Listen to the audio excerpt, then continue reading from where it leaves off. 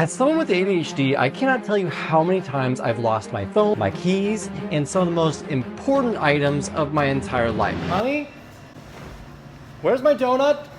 But after stumbling over my toes over and over for years, I can finally say it's been years since I've lost anything. And I want to tell you exactly how I did it.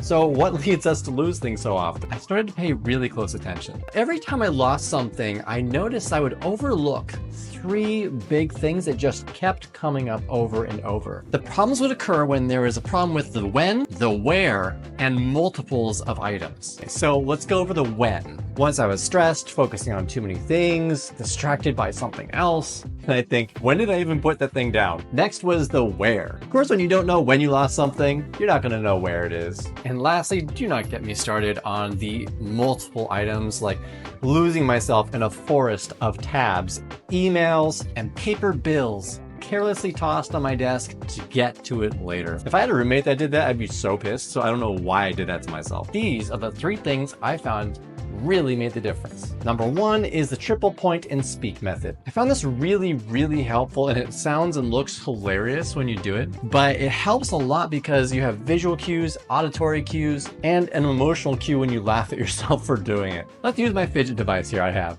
It's my favorite one. Can't stop. So you say the item that you're putting down, you say where you're putting it, and you point to it. And you do that 3 times. Fidget toy stove, fidget toy stove, fidget toy stove. And what that does is it ignites auditory cues, so you're hearing your own voice.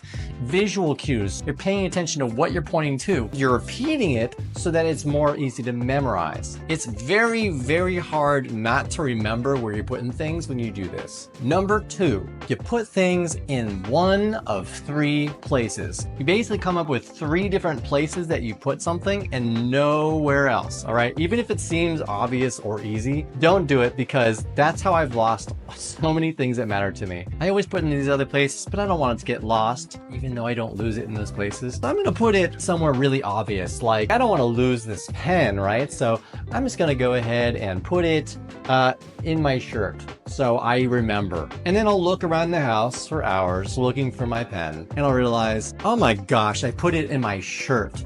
Why would I do that? I never do that. By the way, I just found this banana I was just looking for. I totally lost it. I can't believe it. Silly me. So let's say that I have my blue light glasses and I wanted to put them down somewhere. Places I might put it might be my desk, my dresser next to my bed, maybe even my cup holder in my car in case I'm taking it somewhere. But those will always be the 3 places I put it, and I can't put it down anywhere else. Otherwise, I have to hold it. That way, it makes it flexible for me to be able to bring it places that I need it, but at the same time, it's never gonna be somewhere I wouldn't usually use it. And I don't know if you're like me, but sometimes I'll even lose it on my head and be like, oh crap, where are my glasses? It's just the best one. Number 3, when there are multiples of anything, especially digital things, like tabs, emails, I don't wanna think about those. All you have to do is categorize it. I wrote down a quick list of ways you can categorize. You can alphabetize it. Use hashtag for your notes. So you just type in hashtag, whatever that thing is, and you'll find it right away. Make a keyboard shortcut for links. Amazing. Trust, oh my gosh, I love that. Color coordinate, order it in terms of levels of importance, or how often you use or run into that thing. You can make different actual categories like money, relationships, especially with to-do. Like for me with tabs, I like to color coordinate them, or most important to least important, and it helps to kind of keep everything in the same area. The main goal is just to find a system that works for you, because so many of us create goals, but don't create the systems to get there. And doing that's like getting a GPS where you type in where you want to go, like a restaurant, and then all it says after is, all right, awesome, good luck. What? You want a GPS that tells you exactly where to go and how to get there. And that's what you want to do right away. You're basically laying that system out for yourself the second that you come up with something. Doing this really helped me. Like just knowing that I don't have to be the most organized person in the world.